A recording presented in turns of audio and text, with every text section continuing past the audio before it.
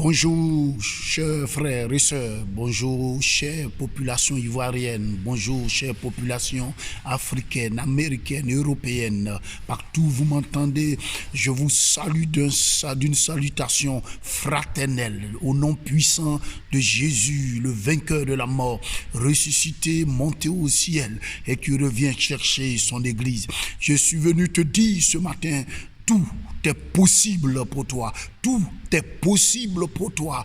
Tout est possible pour toi. Tout est possible pour toi. Laisse-moi te le dire, la foi vient de ce qu'on entend. Et ce qu'on entend vient de la parole de Dieu. Est-ce que ce matin, ta foi, Seigneur, peut se lever? Ta foi peut être restaurée. Ta foi peut être ferme ce matin. Tout est possible à celui qui croit. C'est possible pour toi. C'est par la foi que tout peut être possible pour toi. Par la foi, tout peut être possible pour toi. Je ne dis pas que tout sera facile. La foi n'intervient pas dans les choses faciles. La foi n'agit pas dans les choses faciles. La foi n'agit pas dans les conditions faciles. C'est quand les conditions sont difficiles, voire impossibles, que la foi intervient, que la foi agit, que la foi se pratique. Alors, je voudrais t'inviter dans le livre de Marc, le chapitre 9, le verset 23. Voilà un monsieur, pendant que Jésus, après être à la montagne de la transfiguration, descend, il va trouver une foule avec les disciples, certainement en train de débattre d'un sujet qui est important. Alors Jésus va leur poser la question, mais qu'est-ce qu'il y a? Qu'est-ce qui se passe? Et de cette foule va sortir un homme pour lui dire, oh maître, voici j'ai envoyé mon enfant malade. Un esprit muet le saisit, le jette par-ci, le jette par-là. Oh, j'ai tout fait, mais rien ne va. Je l'ai apporté à tes disciples, mais l'enfant, ils n'ont pu rien faire pour l'enfant. Ils n'ont pu rien faire, maître. Mais maître, Jésus, si tu peux faire quelque chose, si tu peux quelque chose, Jésus va dire, mais si tu peux, mais si tu peux. Vous voyez, il y a un point d'exclamation. Mais si tu peux, un point d'exclamation, ce qui voudrait dire que ce point d'exclamation a un enseignement profond. Jésus était en train de dire, je comprends pourquoi ton enfant n'a pas été libre, je comprends pourquoi le démon n'est pas sorti de ton enfant lorsque mes disciples ont prié. En effet, tu es venu pour essayer, tu ne crois pas, tu es venu pour tenter, c'est pourquoi ils n'ont pas pu. Alors que lorsqu'il a dit cela, Jésus a dit à ses disciples, oh mais pourquoi vous êtes incrédules, pourquoi vous êtes ceci?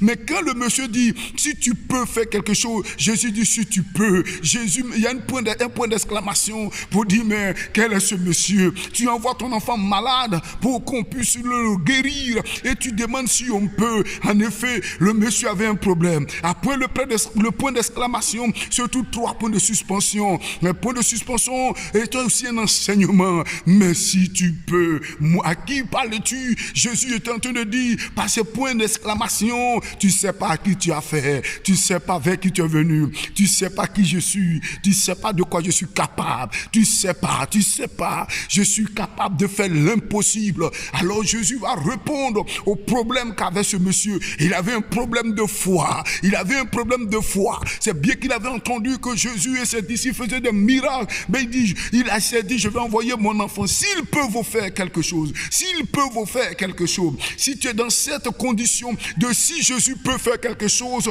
il ne fera rien. Si tu es dans cette pensée que je viens pour que si Jésus peut faire quelque chose, il ne fera rien. Si tu es dans cette pensée pour dire, je vais vers l'homme de Dieu, si son Dieu peut faire quelque chose, son Dieu ne fera rien. Jacques dit dans son chapitre 1, bien-aimé, à partir de verset 6 à 8, parlant de la sagesse, si quelqu'un demande cette sagesse, qu'il la demande avec foi et il la recevra. Mais s'il sa foi, s'il doute, il est un homme irrésolu, un homme inconstant qui ne pense même pas qu'il recevra. quelque chose de la part du Seigneur. Tu as toujours demeuré. Je vais essayer pour voir si Jésus peut faire quelque chose. Il ne fera rien. Jacques dit que cette personne ne pense même pas qu'elle recevra quelque chose de la part du Seigneur. Tu n'auras rien. Je suis venu te dire quelque chose ce matin. Tu as besoin de croire. Tu as besoin d'être ferme. Tu as besoin de croire. Laisse-moi te dire, la Bible dit que la foi vient de ce qu'on entend, et ce qu'on entend vient de la parole de Dieu. Hébreu dit dans son chapitre 11, le premier verset, oh, la foi est une ferme assurance des choses qu'on espère, mais une démonstration de celles qu'on ne voit pas. Simplement, peut-être que ça te semble difficile de comprendre ce verset, mais il y a encore une manière plus simple, dans ma propre pensée, dans mes propres paroles, pour t'expliquer selon que la foi veut dire. La foi, c'est la force qui obtient l'impossible. La force du chrétien qui obtient l'impossible. La force du chrétien qui lui fait recevoir son miracle. La foi. Une autre définition de la foi de manière personnelle. J'ai dit la foi est la folie qui obtient l'impossible. C'est une folie. Quand on dit que ça ne va pas, tu dis ça va. Au nom de Jésus. Parce que je crois. La Bible dit à tes résolutions répondra ta victoire, ton exaucement, ton miracle. La foi n'est pas seulement un mot, c'est un acte. C'est un acte vivant dans la vie du chrétien, en pensée, en cœur, en âme, en esprit. Je crois qu'avec Jésus, tout est possible. Et Jésus même le dit, tout est possible à celui qui croit. Il répond à ce monsieur de manière voilée pour que ce monsieur comprenne son problème. Il avait un problème, c'est qu'il doutait. Certainement, il a pris son enfant pour passer partout. Il n'a pas vu de réponse favorable. Donc il doutait. Je vais aller encore voir avec ce monsieur dont on parle tant, dont on dit de bonnes choses. Et il arrive et il reprend cette même pensée. Si tu peux faire. À qui parles-tu? À Jésus? À Jésus? Non, détrompe-toi. Si tu as de telles pensées, détrompe-toi. C'est le Dieu qui dit et il le fait. Il a dit je vais mourir, mais le troisième jour, je ressusciterai. Et il a fait. Ce Dieu-là, il n'est pas n'importe quel Dieu. Il faut croire. C'est ta foi en lui qui va lui permettre d'agir. Rappelle-toi de la femme qui avait la perte de sang pendant 12 ans. C'était pas pour elle que Jésus partait prier. Jésus partait prier pour la fille de Jairus. Mais la foi de cette femme a arraché elle-même son miracle. Et Jésus pouvait dire, une force est sortie de moi. J'ai dit ce matin, si tu crois que Jésus est l'homme de la situation, que Jésus est Dieu, que Jésus est puissant, que Jésus est incomparable, que Jésus peut tout faire, il le fera. Si seulement ta foi n'est pas douteuse, si ta foi n'est pas craintive ou vacillante, le miracle est possible. Il dit dans Habakkuk, le juste vivra par sa foi. Je dis, tout peut se dérouler ce matin par l'action de ta foi. Tout peut basculer ce matin par l'action de ta foi. Tout peut changer ce matin par l'action de ta foi. Si tu peux être guéri ce matin par l'action de ta foi. Tu peux te délivrer ce matin par l'action de ta foi. Montre-moi ta foi sans les œuvres. Et je te montrerai ma foi avec les œuvres. Car c'est les œuvres qui rendent la foi parfaite.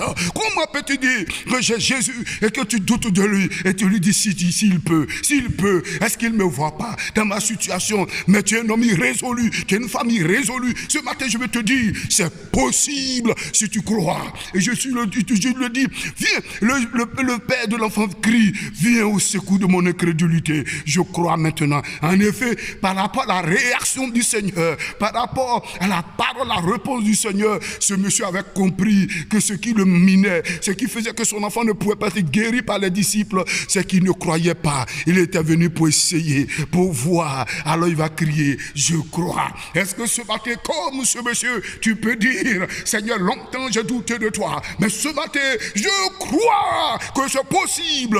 Si tu le peux, si tu crois en Jésus-Christ comme le Seigneur et Sauveur personnel, le Dieu puissant capable de te guérir, mets ta main là où tu as mal. Il te guérit ce matin. La Bible dit, il ordonne à l'esprit impur de sortir de cet enfant. Et le miracle s'opéra.